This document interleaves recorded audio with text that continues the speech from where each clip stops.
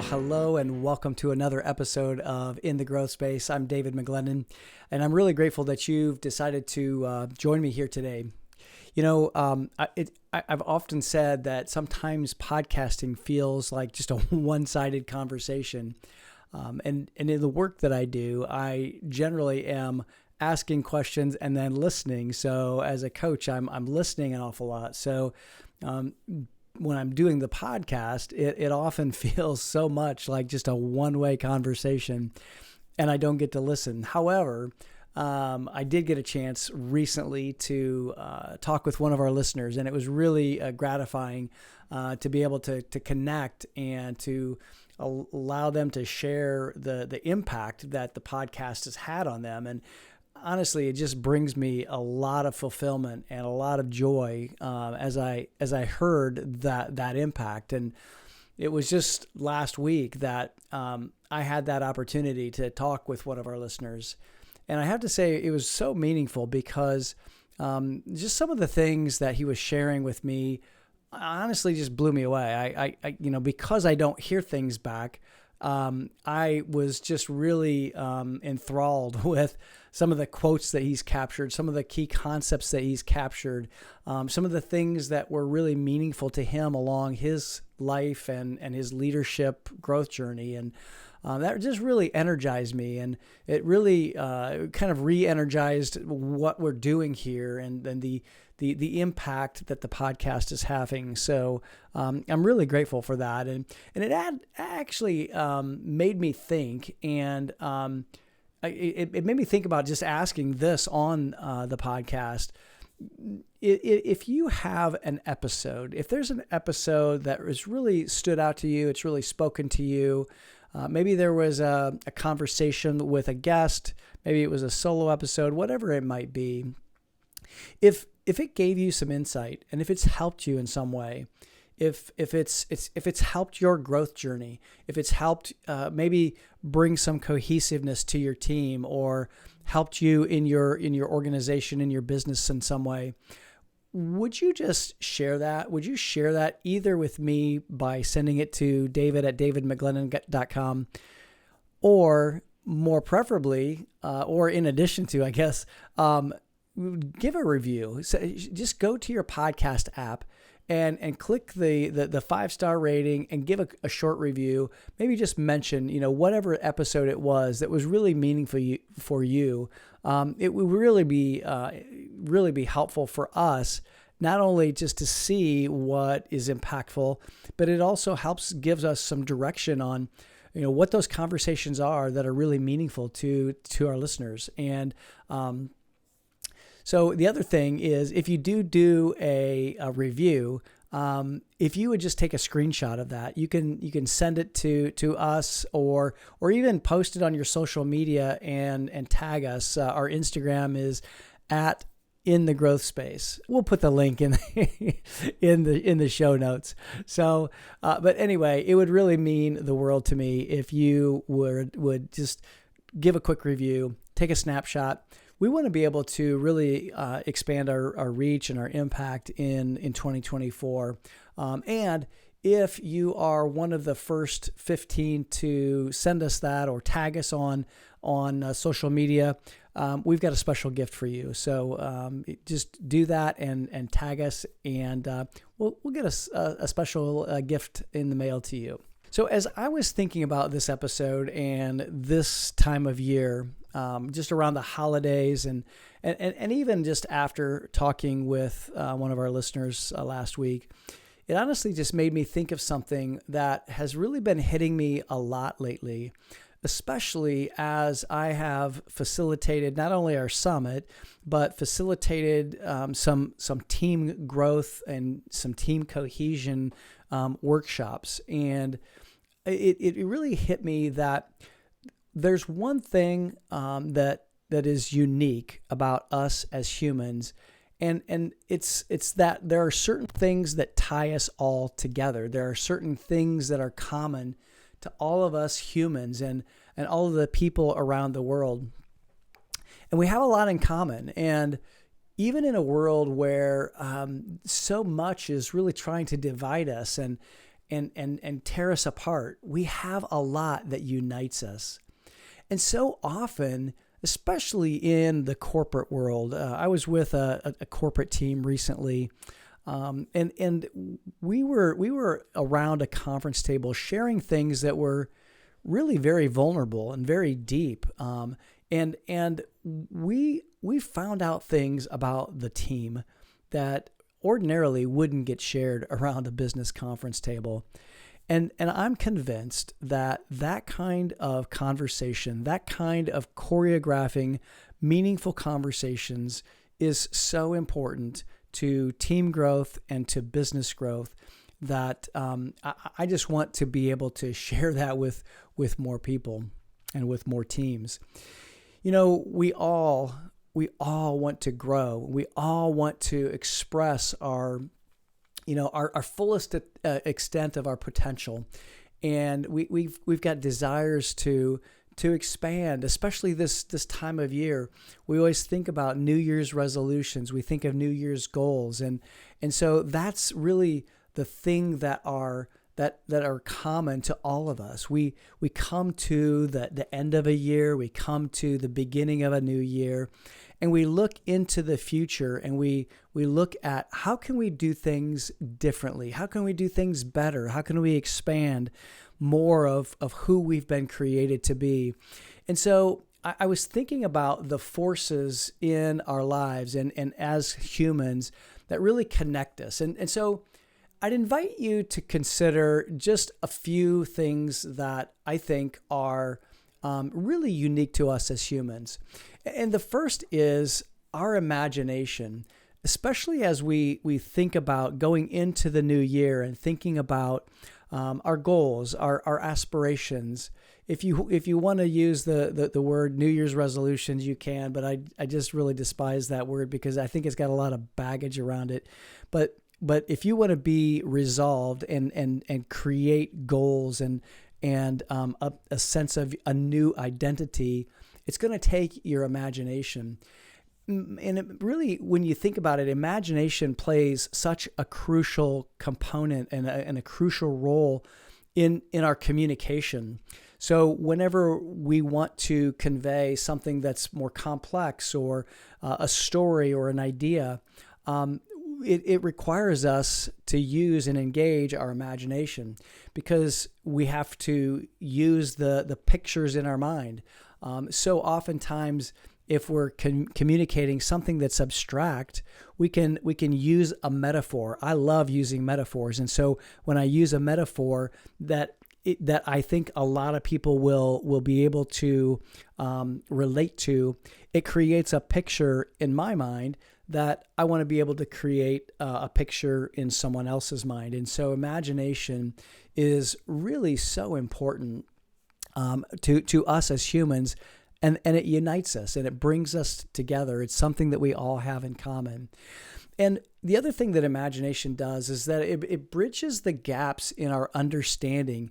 And just along those lines of communications, if I can create a picture in my mind and convey that picture to your mind, it really kind of bridges the gap in what we're trying to communicate. So I think it's a really important skill, and it's a really important aspect that unites us together. It's also really important for problem solving and being able to think critically about a solution to a problem. So oftentimes when we're faced with challenges and when we don't know really what to do, we have to engage our creativity. We have to use our imagination to come up with a solution that will overcome that problem. And the other thing that imagination does is that it fuels our goal setting. It fuels our aspirations, because when we think about future possibilities, when we think about what could be, what we want, what we desire, we can then set our goals based on those visions of the future, those aspirations and visions of aspirations of the future. And I think that when we think about setting goals based on those future aspirations, it creates a common ground for us. We all have goals. We all have desires, whether we express them or not. We all have these underlying aspirations, and for that we need our imagination. So how do you really fuel your imagination? How do you get it kind of like online, so to speak?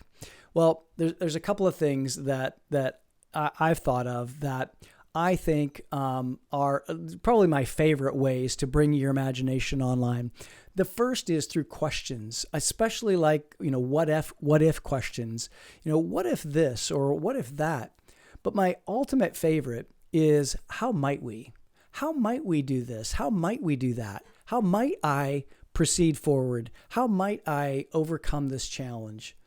That question just sparks all kinds of imagination and creativity.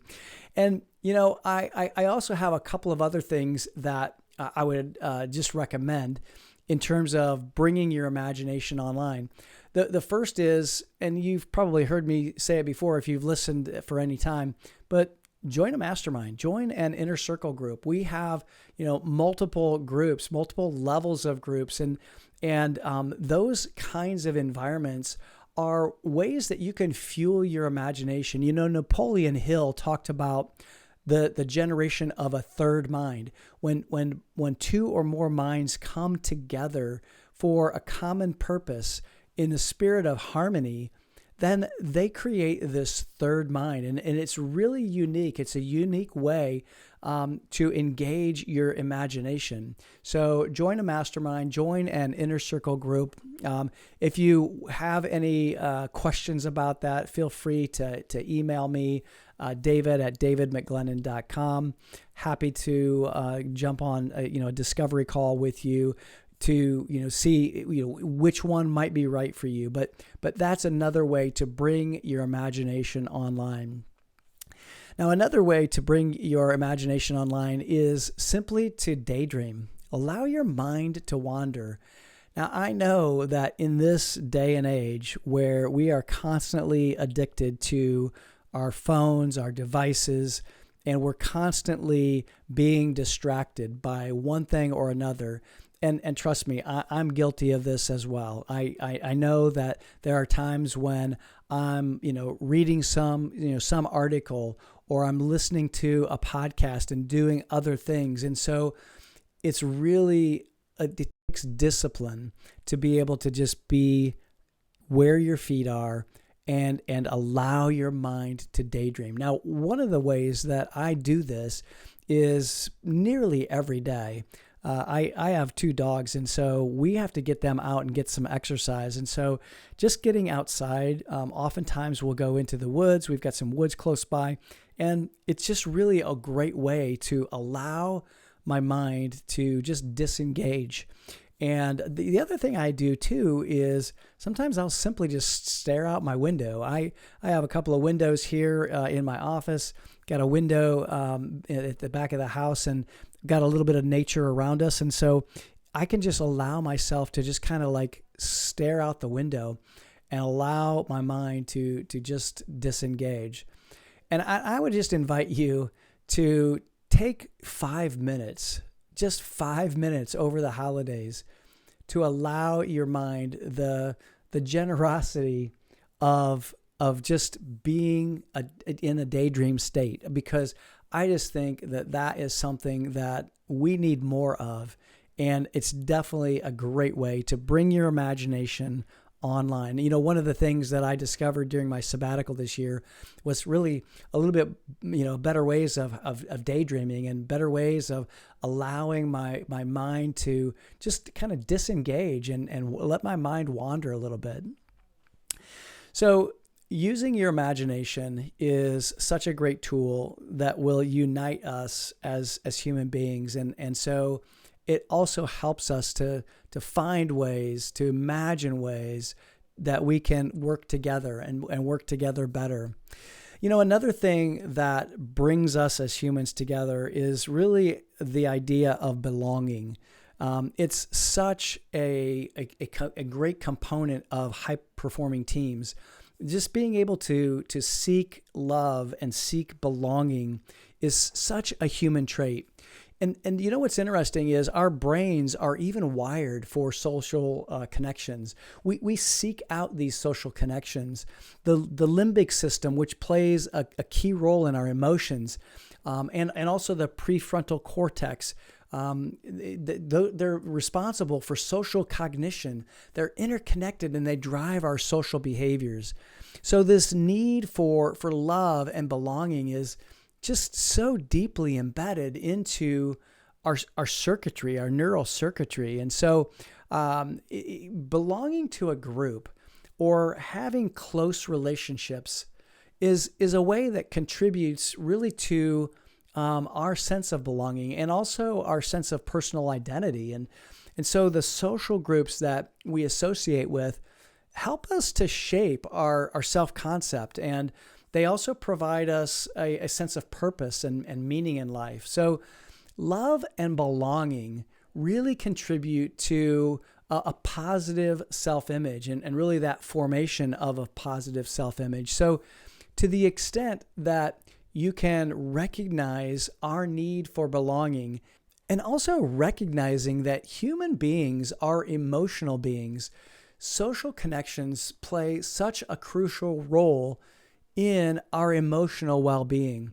Now, I recognize there are some of us who like to be alone. Some of us are introverts, and I would just encourage you to recognize that being around other people all the time is not necessarily always healthy.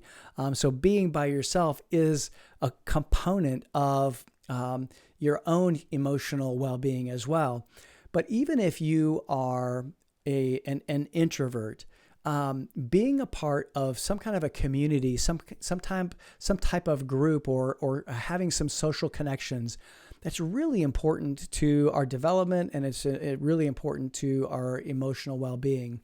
So that love and belonging really fulfill our emotional needs, and they provide comfort, and they provide support, and really a sense of security as well. And so I just want to encourage you to find ways that you can connect to a community, connect to a group of people that support you, that fill that role of giving you that sense of belonging and that sense of love. So, how else do you do that? How else do you improve those feelings of belonging? Well, first and foremost, it's a subjective feeling, and it's a subjective thing.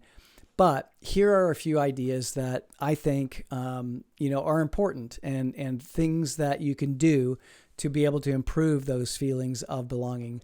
So the first, I said it in fueling our imagination, but joining a community group, joining some kind of an inner circle group, a mastermind, having a sense of or a group of people around you that will help you to have that sense of community is so key.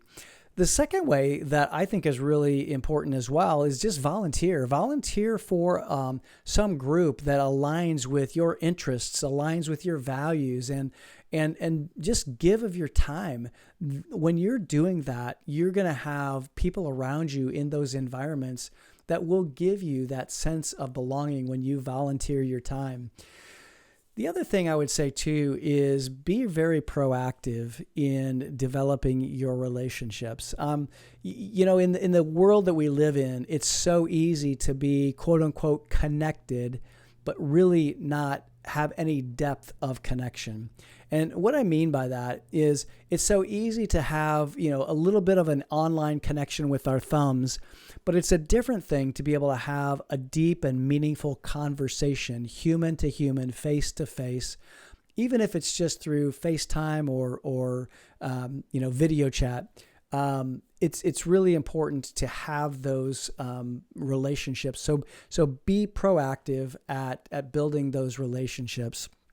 The other thing, and you've probably heard me say this a ton, but building gratitude and practicing gratitude.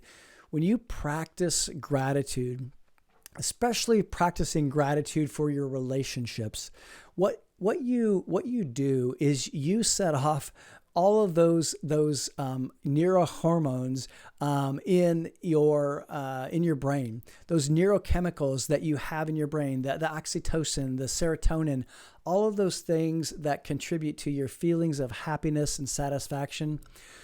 When you practice gratitude, those neurochemicals just go wild.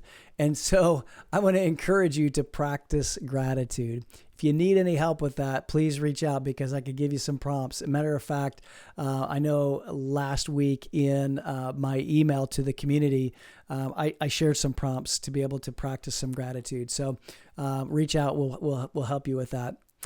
Now, one of the last things that I'll share here today is just probably one of our first inner circles, or our first sense of community is our family. And that's really the first place where we get our sense of belonging. And so the family unit really is the first place that we've probably associated feelings of safety. Now, I know that that's not always true. So I know that there are people who have had very difficult times with their family. They've had difficult times, and their family hasn't felt safe. I recognize that. But for really a great majority of people, families are just a place of creating that sense of safety, that sense of security, and that first sense of a place where we belong. And it's also just having a support system. That family unit is the place where we have a support system, and it really gives us that sense of connection and really belonging. And that's really the first place as humans that we experience that. Now, the other thing that I wanted to share here today too, just the things that are uniting us, especially at this time of year. Families are super important in these seasons of holidays because they provide a way for us to celebrate togetherness. Now, again, I recognize that not every family is like that, and not every family has the dynamics of celebration or celebrating or wanting to even celebrate togetherness. I get that, but I think that holidays in particular are typically seen as a time for togetherness, and so to the extent that you can even be proactive with your own family, reach out and come together in some way, in some small way, be proactive with those relationships. Celebrate the seasons, celebrate the holidays, whatever holidays that you're celebrating. Maybe you celebrate Hanukkah, maybe you celebrate Christmas, maybe you celebrate Kwanzaa, whatever you celebrate. I would just invite you to get together with your family, share meals, exchange gifts if that's your thing. Just enjoy each other's company. And when you do that, that shared experience is going to foster, again, just the sense of unity and the sense of belonging. But I do recognize, and I know that families can be sources of great joy, and they can also be sources of great tension and also heartache. And I recognize that there's a lot of dynamics when I talk about families. But I will say that families are a place where there's a common connection. And oftentimes when I do a session around a team, I'll use something called the family histories exercise. And it's simply it's three questions. First and foremost, where did you grow up? Secondly, how many siblings do you have and where do you fall in the order? And then the third question is, what's a unique experience or something from your childhood that was a unique experience or challenge? And that often will open people up. And usually I ask people to share something that perhaps their comrades at work don't know about them. And when we do that, what's interesting is all of those shares are just really become very vulnerable, and it allows people to get to know each other on a very human level. And what's interesting about families is it never ceases to amaze me that our families are a place that help us to feel united, and they give us that sense of connection. And so, again, just recognizing that families can be a source of different dynamics. But if your family of origin maybe has some difficulties, and maybe you can't connect there, I would just ask you or invite you to find a family of choice. So oftentimes we have friends around us that we can reach out to, and you can choose to be with friends who are like family, and that will give you that sense of just an ability to celebrate, and really an ability to be together with them, and create that sense of belonging. So, there are a lot of forces that are outside of our control, and there's a lot of forces that are trying to divide us. And so I would just encourage us all, if you're listening to this podcast episode, let's not allow those forces to divide us or to be our focus. If we want to grow, if we want to expand our potential, if we want to be more than we are today, if we want to expand and really help our teams grow, help our companies grow, and really just grow ourselves, let's be intentional about finding these aspects of really humanness that unite us. And let's focus on those things. Let's really ignite our imagination. Let's help each other to ask the questions, what if? What if we could do this? Let's bring belonging into our workplace. Let's help each other to feel like we belong. Let's help each other to have a sense of family and community so that we can learn and grow together. There's a famous quote by a guy by the name of Wayne Dyer. If you've never listened to Wayne Dyer, back in my Nightingale Conant days of the cassette tapes that I would throw into my cassette tape player, I would pick up Wayne Dyer. I'd pick up Dennis Waitley. I would pick up, of course, Tony Robbins and others from Nightingale Conant. But Wayne Dyer in particular had a quote that he said that when you change the way you look at things, the things you look at change. And it's so true, because when we change our perspective, when we gain perspectives from other people, other individuals, people that have had different life experiences, it gives us the ability to see things differently and really be able to help us learn more about our potential, learn more about how we can learn and grow. And so I just want to invite you during this season to expand your horizons, expand your imagination, and really find ways that you can foster your sense of belonging and your sense of family so that we can create more ways to learn and to grow. Well, thank you, my friends. I appreciate you being with me here again. I know that this episode is going to go out right before Christmas. So have a very Merry Christmas, Happy Hanukkah, Happy Kwanzaa, whatever you are celebrating in this holiday season. Happy New Year as well.